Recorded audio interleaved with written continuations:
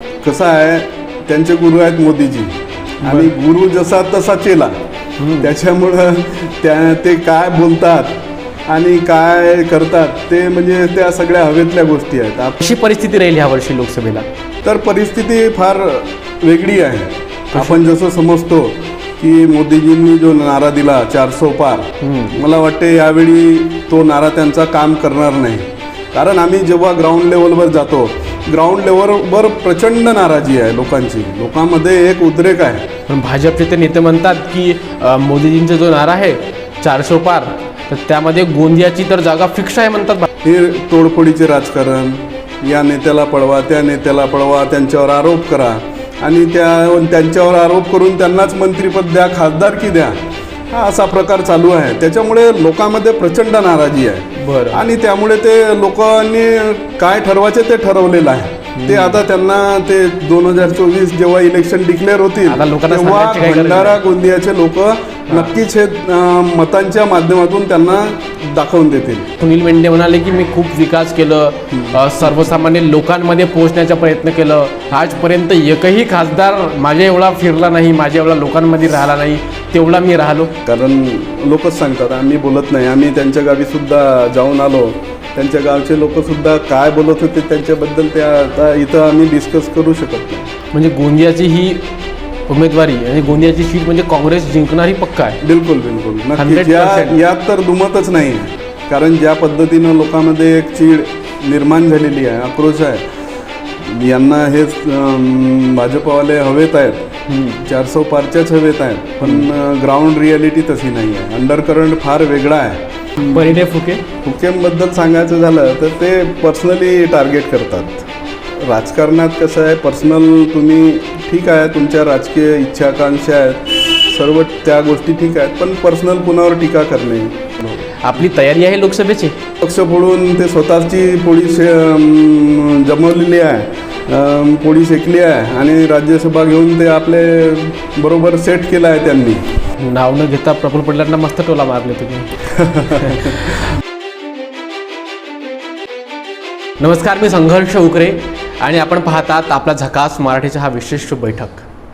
संपूर्ण देशभर आता लोकसभा निवडणुकीचे वारे आहेत आणि त्यात आता मात्र गोंदिया भंडारा लोकसभा नेमकी उमेदवारी कोणाला भेटेल हा सगळा हे जे प्रश्न आहेत येथील नागरिकांच्या मनात आहेत. कारण राष्ट्रवादी आणि भाजपाच्या इथं गठबंधन आहे. सगळ्या पक्षांमध्ये मोठे मोठे नेते आहेत आणि सर्वच आता लोकसभेची दावेदारी करत आहेत. उमेदवारी ही 1-2 लोकांनाच होईल.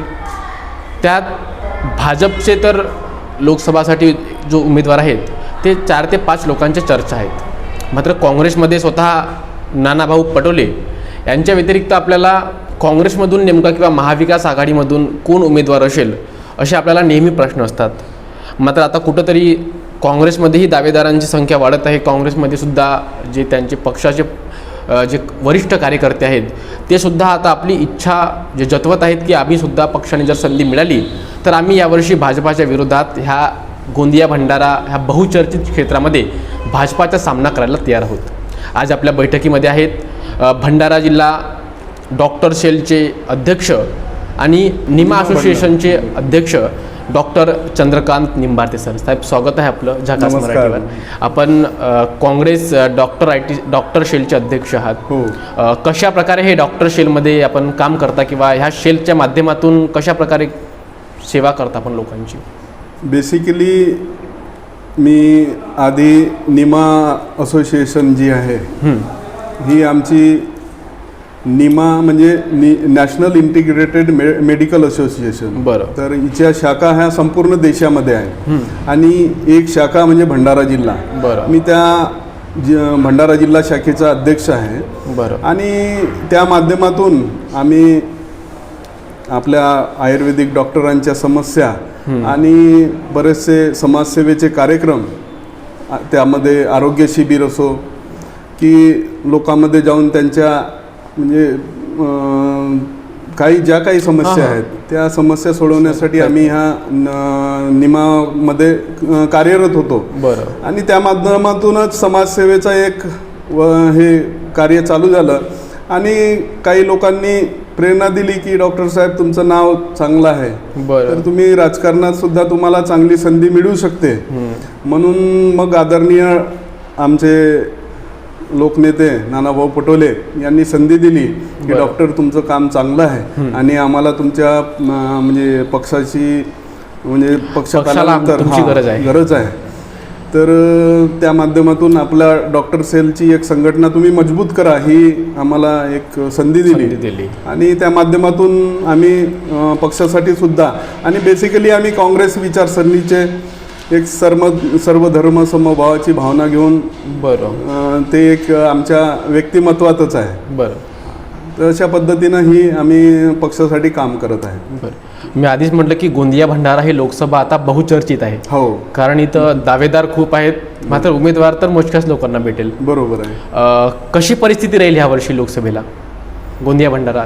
नक्कीच म्हणजे आम्ही आता या लोकसभेच्या माध्यमातून मला आदरणीय नानाभाऊ पटोलेंनी लोकसभा समन्वयक म्हणून गोंदिया जिल्ह्याची एक जबाबदारी दिली आणि त्या माध्यमातून मी एक 5-7 मीटिंग गोंदियामध्ये केल्या.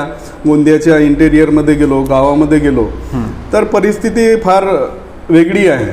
आपण जसं समजतो की मोदीजींनी जो नारा दिला 400 पार, मला वाटते यावेळी तो नारा त्यांचा काम करणार नाही. कारण आम्ही जेव्हा ग्राउंड लेवलवर जातो, ग्राउंड लेवलवर प्रचंड नाराजी आहे लोकांची. लोकांमध्ये एक उद्रेक आहे आणि ते ह्या ज्या आताची जी राजकीय परिस्थिती आहे हे तोडफोडीचे राजकारण, या नेत्याला पळवा त्या नेत्याला पळवा, त्यांच्यावर आरोप करा आणि त्यांच्यावर आरोप करून त्यांनाच मंत्रिपद द्या, खासदारकी द्या, हा असा प्रकार चालू आहे. त्याच्यामुळे लोकांमध्ये प्रचंड नाराजी आहे. बरं. आणि त्यामुळे ते लोकांनी काय ठरवायचे ते ठरवलेलं आहे. ते आता त्यांना ते 2024 जेव्हा इलेक्शन डिक्लेअर होतील तेव्हा भंडारा गोंदियाचे लोक नक्कीच हे मतांच्या माध्यमातून त्यांना दाखवून देतील. पण भाजपचे ते नेते म्हणतात की मोदीजींचा जो नारा आहे 400 पार, तर त्यामध्ये गोंदियाची तर जागा फिक्स आहे म्हणतात भाजपचे नेते. हा त्यांचा विचार असेल, पण आम्ही जेव्हा ग्राउंड लेवलवर गेलो, लोकांशी चर्चा केल्या, शेतकरी, शेतमजूर, बेरोजगार, सुशिक्षित बेरोजगार सगळे म्हणजे एक त्यांच्यामध्ये एक खूप क्रोध निर्माण झालेला आहे. कारण ज्या प्रकारे त्यांनी घोषणा केल्या एकही इम्प्लिमेंटेशन नाही, काही नाही, फक्त हवेतच घोषणा आहेत. आता ते गॅरंटी आहे, ते गॅरंटी तर आधी मोदीजींनी दिली होती. 2 करोड रोजगार, 15 लाख, हे सगळे मुद्दे लोकांना माहीत आहेत. यांच्या घोषणा या हवेतच आहेत आणि मुख्य म्हणजे ग्राउंड लेवलवर त्यांचं काम झिरो आहे. त्याच्यामुळे लोकांमध्ये प्रचंड त्यांच्याबद्दल हे आहे, नाराजी आहे.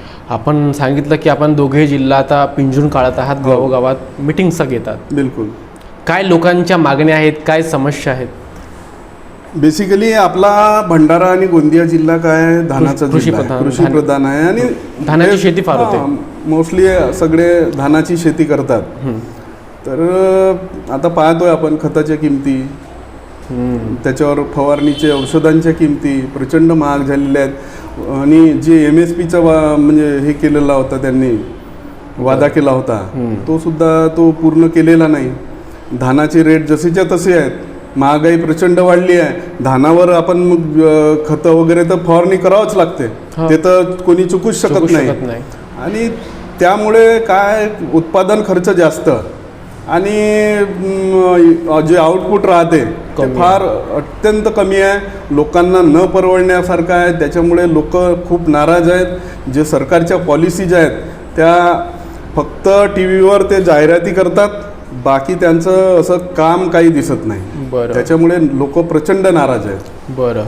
आम्ही आता सलग भंडारा गोंदिया लोकसभा क्षेत्राचा दौरा करत आहोत आणि आम्ही सुद्धा सर्वसामान्य लोकांशी आता भेटत आहोत. त्यांना विचारत आहोत की बाबा कोण पाहिजे तुम्हाला खासदार म्हणून किंवा कोणता पक्ष आवडतो. तर जसं आम्ही इथं ह्या बाजूला लाखणी बाजूला आलो आम्ही, तर काही लोक म्हणाले की डॉक्टर चंद्रकांत निंबाळकर साहेब यावर्षी काँग्रेसकडून लोकसभेचे उमेदवार होऊ शकतात. आपली तयारी आहे लोकसभेची? नक्कीच. आदरणीय नानाभाऊ पटोलेंनी जर संधी दिली आणि आमच्या पक्ष नेतृत्वानं जर संधी दिली तर आम्ही नक्कीच त्याचा स्वीकार करू आणि चॅलेंज करू. बरं. आणि ते चॅलेंज ॲक्सेप्ट करू आम्ही. कशा प्रकारे आपण मग कामं करणार आपला म्हणजे व्हिजन काय आहे आपला गोंदिया भंडारा लोकसभेकरिता? व्हिजन मी मुख्यतः सामाजिक क्षेत्रामध्ये आधीपासून काम करत आलेलं आहे आणि समाजात प्रति मी खूप संवेदनशील आहे आणि त्या संवेदनेनेच मी म्हणजे माझ्यावर जे संस्कार झाले, एक संवेदनशील डॉक्टर म्हणून माझ्या पूर्ण परिसरामध्ये ख्याती आहे आणि भरपूर मी कोरोनामध्ये खूप काम केलं. कोरोनामध्ये प्रचंड लोकांचा एक विश्वास माझ्यावर होता. बऱ्याच लोकांचे जीव वाचवले. पैशाचं त्याच्यामध्ये मी काही म्हणजे त्यांच्याकडून अपेक्षा केली नाही. बरं. आणि येणाऱ्या काळात जर पक्षाने संधी दिली तर आपण सर्व म्हणजे जे काही सुशिक्षित बेरोजगार आहेत त्यांना आपण त्यांचं म्हणजे शिक्षणाच्या याच्याकरिता त्यांना आपण बरेचशा ज्या ट्रेनिंग सेंटर्स तर ह्या माध्यमातून त्यांना आपण एक संधी देण्याचा प्रयत्न करू. बरं. धानावर प्रक्रिया करणारे हे केंद्र चालू करू. आणि आपला बेसिकली भंडारा जिल्हा हा तलावांचा जिल्हा आहे. याकडे कोणी आतापर्यंत मी पाहिलं की सर्व नेते दुर्लक्ष करतात आणि तलावांचा जिल्हा असून फक्त एक काही तलावामध्ये फक्त मत्स्यपालन करणं एवढ्यापुरतंच त्यांना मर्यादित ठेवलेलं आहे. तर त्या तलावांचा सुद्धा आपण चांगल्या प्रकारे वापर करू शकतो. कसा? तर तलावांमध्ये आपण वेगवेगळ्या प्रकारचे प्रकल्प आपण चालू करू शकतो. त्याचा स्टोरेज कॅपॅसिटी वाढवू शकतो, ज्यामुळे कधी दुष्काळ पडला तर त्या पाण्याचा आपण त्या साठ्याचा वापर आपण शेतीसाठी करू शकतो. परंतु आपण पाहतो की त्याकडे फार दुर्लक्ष आहे, कोणी लक्ष देत नाही. राजकारणी येतात जातात, घोषणा करतात, परंतु ग्राउंड लेवलवर त्यांचं काम शून्य असते. तर आम्ही ग्राउंड लेवलवर आणि ग्रामीण भागात राहणारे असल्यामुळे आम्हाला माहीत आहे त्यांच्या लोकांच्या समस्या माहीत आहेत, त्यांच्या अपेक्षा माहीत आहेत की त्यांच्या लोकांच्या अपेक्षा काय आहेत. महिला आहेत, महिलांना बचत गटाच्या माध्यमातून रोजगार आणि रोजगार निर्मिती करत असताना त्यांना लघुउद्योगाकडे प्रोत्साहित करणे.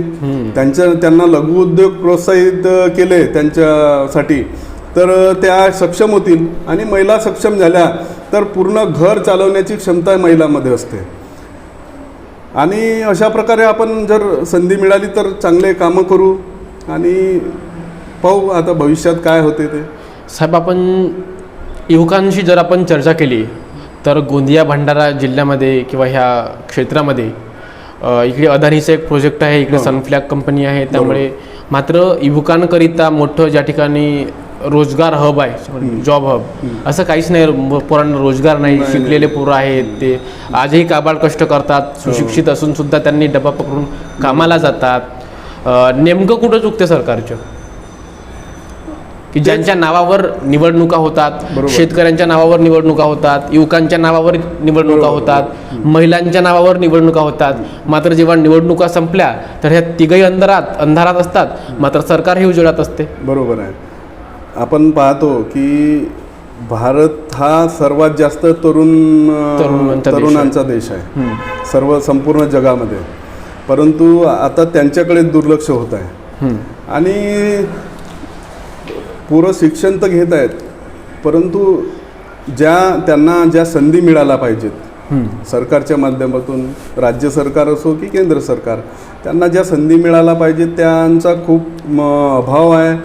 म्हणजे फक्त त्यांच्या आता आपल्या पक्षाचे झेंडे देऊन त्यांना कामाला लावलेला आहे आणि फक्त मंदिर से राष्ट्र निर्माण अशा त्यांच्या मला घोषणा दिसतात. आमचं तर असं आहे की आम्हाला जे शिकवण आणि संस्कार आहे ते आहे म्हणजे शिक्षा मंदिर से राष्ट्र निर्माण. तर या भावनेनं आम्ही चालणारे लोक आहोत. पण ते कसे काय विचार करतात, हा महाराष्ट्र हा फुले शाहू आंबेडकरांचा महाराष्ट्र आहे, पुरोगामी महाराष्ट्र आहे आणि त्यांनी नेहमीच सर्वांना सोबत घेऊन एक समोर नेण्याची भूमिका, मग ते डॉक्टर बाबासाहेब आंबेडकर असो, महात्मा फुले असो की शाहू महाराज असो, या सर्वांची ती भूमिका होती आणि तेच संस्कार आमच्यावर आहेत.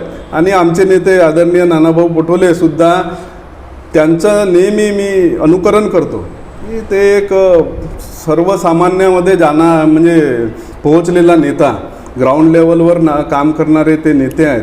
म्हणूनच आज त्यांची एवढी उंची आहे राजकारणात, महाराष्ट्राच्या राजकारणात. त्यांना दुसरा कोणी मला नाही वाटत एका प्रतिस्पर्धी असेल आजच्या राजकारणामध्ये. मुख्यमंत्री पदाचे दावेदार आहेत. आणि हो, मुख्यमंत्री पद तर मिळणारच त्यांना. परंतु आता या क्षेत्रामध्ये जे स्वतःला प्रस्थापित आणि मोठे नेते म्हणत होते ते सुद्धा घाबरून त्यांनी काय केलं आहे ते तुम्हाला माहीत आहे. आणि पक्ष फोडून ते स्वतःची पोळी जमवलेली आहे, पोळी शेकली आहे आणि राज्यसभा घेऊन ते आपले बरोबर सेट केलं आहे त्यांनी. परंतु नानाभाऊंचं काम वेगळं आहे. गरीब गोरगरीब जनतेसाठी, शेतकरी, शेतमजूर आणि युवकांसाठी सुद्धा झटणारे नेते म्हणजे आदरणीय नानाभाऊ पटोले असं व्यक्तिमत्व आहे. आणि त्यांच्या मार्गदर्शनात आम्ही काम करतो याचा आम्हाला प्राऊड आहे. पाहू, त्यांनी जर आम्हाला समोर केलं आणि संधी दिली तर नक्कीच आम्ही त्या संधीचं सोनं करू, एवढं मी या ठिकाणी आपणास सांगू शकतो. नाव न घेता प्रफुल्ल पटेलांना मस्त टोला मारले तुम्ही. मग जेव्हा एवढे मुद्दे काँग्रेसकडे आहेत, रोजगाराचा प्रश्न आहे किंवा महिलांचा प्रश्न आहे, मग लोक भाजपलाच का निवडून देतात? किंवा मग काँग्रेस हे लोकांपर्यंत आपले मुद्दे पोहोचवू शकत नाही असं आपल्याला वाटतं? कारण जेव्हा एवढे मुद्दे आहेत, सर्वसामान्य सर्वांनाच वाटते की हे सगळे मुद्दे सगळ्यांच्याच कामाचे मुद्दे आहेत, तरीसुद्धा भाजपलाच मतदान होतो का? कसं आहे, एकच एक पक्ष रिपीट झाला तर त्याची कसं आहे ते थोडंसं अँटी इन्कम्बन्सी निर्माण होते. आणि तोच प्रकार काँग्रेससोबत झाला. काँग्रेसने 70 वर्ष या देशावर राज्य केलं. राज्य म्हणण्यापेक्षा शासन केलं. कारण राज्य मोदीजी करत आहेत. त्यांनी भारत सरकारचं नाव मोदी सरकार करून टाकलं म्हणून ते राजे आहेत. राजे आहेत, हां, राजेच म्हणू शकतो. कारण त्यांनी भारत सरकारचं नाव मोदी सरकार केलं. जो स्वतःचं नाव घेऊन चालवतो तो राजा. बरं. आणि काँग्रेसने काय केलं, काँग्रेसने IIT बनवल्या, IIM बनवलं. नेहरूजींनी ज्या काळात या देशात सुईसुद्धा म्हणजे बनवू शकत नव्हती त्या काळात त्यांनी हे देशाला सांभाळलं. स्वतःची प्रॉपर्टी देशासाठी दान दिली आणि त्यांनी प्रचंड असं काम करून देश उभा केला. आणि त्यांनाच हे आज प्रस्थापित नेते त्यांना जे शिव्या घालतात. म्हणजे त्यांचा एकही दिवस नेहरू, इंदिरा गांधी, राजीवजी गांधींनी फार मोठी म्हणजे IT सेक्टर वाढवण्याचं काम आदरणीय राजीव गांधींनी केलं. आणि त्याच IT सेक्टरवर आता ताबा घेऊन ते काँग्रेसवर उलटा प्रचार करत आहेत. आणि तेच त्या काळात राजीव गांधींनी आणलं तर ते म्हणजे त्याच्या विरोधात निदर्शनं करत होते. हे आपण सगळ्यांनी पाहिलंच आहे. असा हा प्रकार आहे. तर राहुल गांधीजीची भारत जोडो या न्याय यात्रा आता महाराष्ट्रात आली. हो, काय परिणाम होतील या यात्रेचे? नक्कीच आदरणीय राहुलजी गांधी ज्या प्रकारे न्याय यात्रेच्या माध्यमातून संपूर्ण देशभर फिरत आहेत, लोकांचा प्रचंड समर्थन त्यांना मिळत आहे. आणि एक राहुलजींप्रतीची एक प्रेमाची भावना लोकांमध्ये आहे. मोहब्बत की दुकान. हां, मी तेच सांगणार होतो. राहुलजींनी म्हणजे मोहब्बत की दुकान, म्हणजे तो एक सर्वसामान्य जनतेवर प्रेम करणारा. अरे, त्यांनी आपल्या घरचे 2-2 जीव बलिदान दिलेले आहेत. तर त्यांच्यावर तुम्ही हे करता, आरोप करता की ते म्हणजे देशासाठी घातक आहेत. असं होऊच शकत नाही. ज्या परिवाराने आपल्या घरचे 2-2 जीव शहीद केले, देशासाठी केले. इंदिरा गांधीजींनी म्हटलं होतं, मेरे खून के आखिरी बूंद तक मैं लढूंगी और इस देश की सेवा करूंगी. तर हे त्यांचे विचार होते. आणि त्यांच्यावर आता टीका करताना खालच्या लेवलवर उतरून टीका करतात. मोदीजींचा तरी एक दिवससुद्धा नेहरू गांधीवर बोलल्याशिवाय जात नाही, अशी परिस्थिती आहे. त्यांना आपला विकास सांगता येत नाही की आम्ही कोणता विकास केला, म्हणून त्या असा प्रकार करत आहेत असं मला वाटतं. आपण म्हटलं की गोंदिया भंडारा ह्या क्षेत्रामध्ये आजही सर्वसामान्य लोकांना न्याय भेटला नाही. युवकांना रोजगार नाही. आपण गावागावात जाता, शेतकऱ्यांचे प्रश्न आहेत. आत्ताच मी 4 दिवसाआधी खासदार सुनील मेंढे यांची मुलाखत घेतलं होतं आणि त्या मुलाखतीमध्ये तर सुनील मेंढे म्हणाले की मी खूप विकास केलं, सर्वसामान्य लोकांमध्ये पोहोचण्याचा प्रयत्न केलं, आजपर्यंत एकही खासदार माझ्या एवढा फिरला नाही, माझ्या एवढा लोकांमध्ये राहिला नाही तेवढा मी राहिलो. हा तर त्यांना वाटत असेल. नाही पण तुम्ही पाहत असाल ना. हो पाहिलं, पण आता आम्ही कोणावर पर्सनल टीका करू शकत नाही, कारण काय त्यांचे काम त्यांना माहीत. आणि परंतु जनतेत आम्ही जातो तर आम्हाला समजते की लोक किती शिव्या देतात, परंतु आपण पर्सनल कोणाला घेणार नाही. नाही पण ते खासदार आहेत, त्यांनी असं म्हटलं की मी सगळं कामं केलं, तर यावर तर आपले काही मत असतील. ते खोटं. कसं आहे, त्यांचे गुरु आहेत मोदीजी, आणि गुरु जसा तसा चेला. त्याच्यामुळं ते काय बोलतात आणि काय करतात ते म्हणजे त्या सगळ्या हवेतल्या गोष्टी आहेत. मी त्याच्यावर जास्त काही बोलणार नाही. अजून एक नाव भाजपमधून येत आहे की ते सुद्धा लोकसभेला उमेदवार होऊ शकतात. ह्या जिल्ह्याचे माजी पालकमंत्री डॉक्टर परिणय फुके साहेब. काय मत आहेत आपले डॉक्टर फुके साहेब यांच्यावर? आहे चालू, त्यांचं सुद्धा चालू आहे, आणि माजी पालकमंत्री होते, परंतु लोकांमध्ये त्यांच्याबद्दल असं काही एक अटॅचमेंट नाही आहे. भंडारा गोंदियामध्ये त्यांना कोणी ॲक्सेप्ट करत नाही. एक त्यांच्यावर शिक्का लागलेला आहे की ते काही पार्सल वगैरे असं काही शब्द वापरतात त्यांच्यासाठी. तर म्हणजे ज्यांच्याशी चर्चा होतात तर त्यांना ते पार्सल वगैरे म्हणूनच बोलतात. आताही त्या पार्सल म्हणून असं त्यांच्यावर एक शिक्कामोर्तब लागलेला आहे. आणि बेसिकली त्यांना कसं, त्यांचा हा गृह जिल्हा नाही आहे, दोन्ही जिल्ह्यात ते नवीन आहेत. नागपूरवरून येतात, नागपूरवरून येऊन राजकारण करतात. मोठ्या नेत्याचा वरदहस्त असला म्हणजे आपण काहीही करू शकतो असं नाही आहे. सामान्य जनतेच्या भावना समजणारा नेता पाहिजे, आणि ते आमचे गुण फक्त आणि फक्त आमचे नेते आदरणीय नानाभाऊ पटोलेमध्ये आहेत. बरं, आपण म्हटलं की ते नागपूरचे पार्सल आहेत असे लोक म्हणतात. मात्र परिणय फुगेजी यांचं तर लाखणीमध्ये घर आहे, आणि ते म्हणाले की मी 8 वर्षापासून लाखणीमध्ये आलो. एखाद्या जर बाहेर देशात जरी आपण गेला तर 5 वर्षात नागरिकत्व भेटते. मी तर 8 वर्षापासून लाखणीमध्ये आहो, तर मी भंडारा गोंदियातच झालो म्हणाले. ते आता त्यांचं कसं आहे, त्यांच्या राजकीय इच्छा आकांक्षा आहेत, मोठ्या इच्छा आकांक्षा आहेत, त्याच्यामुळे त्या माध्यमातून त्यांनी तिथं वास्तव्य केलं असेल. परंतु एक जनतेशी जे अटॅचमेंट असते ते मला नाही वाटत त्यांची आहे. अच्छा साहेब, आपण म्हटलं आपण आपली इच्छा जतवली की आपण सुद्धा लोकसभेकरिता इच्छुक आहात, किंवा पक्षाने जर संधी दिली तर आपण लढाल. बिलकुल. आताच आम्ही माजी आमदार चरणभाऊ वाघमारे यांच्याशी सुद्धा बोललो, त्यांची सुद्धा मुलाखत घेतली. ते सुद्धा असं म्हणतात की जर महाविकास आघाडीने जर मला खासदारकीची जर संधी दिली तर मी खासदार कसा असावा हे आपल्या कार्यातून दाखवून देईन. हा, ते अनुभवी नेते आहेत, परंतु मला नाही वाटत की एकदम त्यांना असा पक्षातून वरून एंट्री देऊन आदरणीय नानाभाऊ पटोले संधी देतील, किंवा आमचं जे हायकमांड आहे, पक्ष नेतृत्व आहे, त्यांना अशी एकदम वेळेवर संधी देईल असं मला नाही वाटत. ते त्यांचे विचार असतील की इच्छा आकांक्षा प्रत्येकाच्या असतात. राजकीय हे इच्छा आकांक्षेने सर्व जन तयारीला लागतात, परंतु त्यामध्ये एक सर्वसामान्य, आणि आमचे आदरणीय नानाभाऊ पटोलेंनी यावेळी सांगितलं की आम्ही यावेळचा खासदार हा सर्वसामान्य आणि सर्वसामान्य जनतेला भावणारा चेहरा आणि सर्वसामान्य जनतेत जाऊन काम करणारा चेहरा आपण यावेळी देणार आहोत. नवीन चेहरा, बिलकुल नवीन चेहरा देणार आहोत. त्याच्यामुळे आम्ही अजून जोमात तयारी केली आहे. बरोबर. बरं.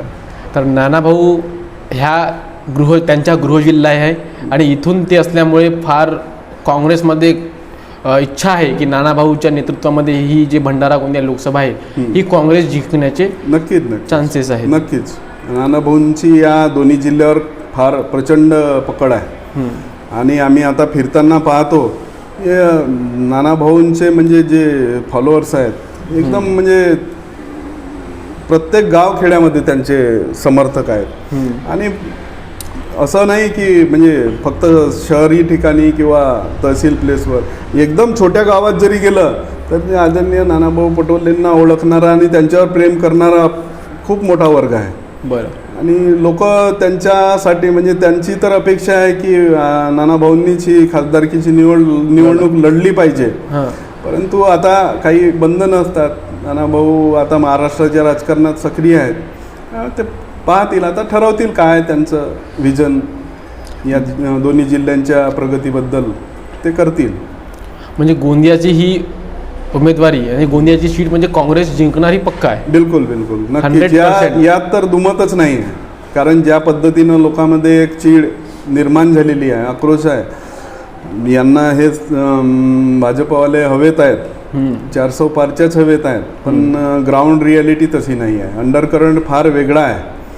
लोकांमध्ये प्रचंड आता त्यांच्याबद्दल नकारात्मकता निर्माण झालेली आहे. मी आता एक रॅपिड फायर सेशन घेतो. हां. एखाद्या मी नेत्याचं नाव घेतो, त्याचा तुम्हाला आवडणारा सगळ्यात चांगला गुण आणि एक असा गुण जो खुपतो. अच्छा. देवेंद्र फडणवीस. देवेंद्र फडणवीस फारच बोलतात. आवडणारा गुण आहे हा? तुम्ही दोन्ही रीतीने घेऊ शकता. बरं. नाना पटोले. नाना भाऊ एक प्रचंड उंचीचा सर्वसामान्य लोकांपर्यंत जाऊन काम करणारा नेता आहे आणि लोकांच्या भावनेशी मनाशी जुडलेले नेते आहेत. बरं. खासदार प्रफुल्ल पटेल. त्यांना तर लोकांच्या भावना वगैरे त्यांना काही तिथून वरून दिसत नाही. ते हवेत उडणारे नेते आहेत. त्यांच्याजवळ कार्यभारही तोच होता, हवेत उडण्याचा. खासदार सुनील मेंढे. सुनील भाऊ मेंढेंना चांगली संधी होती, परंतु त्यांनी ती म्हणजे सिद्ध करून दाखवली नाही असे मला वाटते. कारण ज्या प्रकारे त्यांनी वादे केले होते ते अजूनपर्यंत पूर्ण केलेले नाहीत. कारण लोकच सांगतात, आम्ही बोलत नाही. आम्ही त्यांच्या गावीसुद्धा जाऊन आलो, त्यांच्या गावचे लोकसुद्धा काय बोलत होते त्यांच्याबद्दल ते आता इथं आम्ही डिस्कस करू शकत नाही. करा ना, लोक ऐकतील ना, पाहतील लोक. ते त्यांच्या गावात जाऊनच समजेल. परिणय फुके. फुकेंबद्दल सांगायचं झालं तर ते पर्सनली टार्गेट करतात. राजकारणात कसं आहे, पर्सनल तुम्ही ठीक आहे, तुमच्या राजकीय इच्छाकांक्षा आहेत, सर्व त्या गोष्टी ठीक आहेत, पण पर्सनल कुणावर टीका करणे हे टाळायला पाहिजे.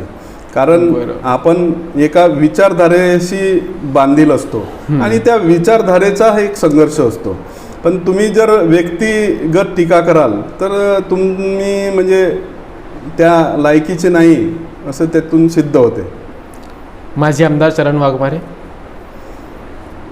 चरण भाऊ एक या तुमसर परिसरातील तुमसर मोहाडी विधानसभेचे चांगले एक नेतृत्व होते आणि ते आमच्यासोबत आहेत. महाविकास आघाडीसोबत त्यांचं आहे जवळीक आहे, जिल्हा परिषदमध्ये त्यांनी दाखवून दिली. चांगले नेते आहेत, चांगल्या स्वभावाचा माणूस आहे आणि लोकांसाठी झटणारा नेता आहे. एखादा असा गुण जो खुपतो. आता काय लोकसभापर्यंत म्हणाल गुण अवगुण प्रत्येकात असतात. आता माझाही स्वभाव म्हणजे प्रत्येकाला ॲक्सेप्टेड राहील असं काही नाही. प्रत्येकात चांगले वाईट स्वभाव गुण ते असतेच. बरं. खूप खूप धन्यवाद साहेब ही मुलाखत दिल्याबद्दल. धन्यवाद. तर हे होते डॉक्टर चंद्रकांत निंबाळते साहेब, काँग्रेसचे भंडारा जिल्ह्याचे ते डॉक्टर सेलचे अध्यक्ष आहेत. पक्षाने जर ह्यावर्षी खासदारकीची उमेदवारी दिली तर 100% हे काँग्रेसकडून महाविकास आघाडीकडून भाजपचा सामना करायला तयार आहेत. हे आता भंडारा गोंदिया दोनही जिल्ह्यांमध्ये प्रत्येक गावाचे आता दौरे करत आहेत, प्रत्येक गाव पिंजून काढत आहेत. सर्वसामान्य लोकांचे काय प्रश्न आहेत, लोकांना आजही मूलभूत सुविधा त्यांच्यापर्यंत पोहोचल्या का, युवकांच्या काय समस्या आहेत, महिलांच्या काय समस्या आहेत, शेतकऱ्यांच्या काय समस्या आहेत. कारण गोंदिया भंडारा जिल्हा हा शेतकऱ्यांचा जिल्हा आहे, धान उत्पादक शेतकऱ्यांचा जिल्हा आहे. आणि यांनी आपला विजनसुद्धा दाखवून दिला की जर खासदार लोकांनी बनवलं तर मी हे कामं करेल. एज्युकेटेड आहेत, डॉक्टर आहेत आणि नक्कीच युवकांचा विचार हे करणे स्वाभाविक आहे. तर हे होते चंद्रकांत निंबाळते साहेब. आता भविष्यात काय होते आपण बघूया. खासदार बनले तर पुन्हा आपण यांच्या मुलाखत घेण्याकरिता पुन्हा येऊया. तोपर्यंत आपण सर्वांचं धन्यवाद, खूप खूप आभार.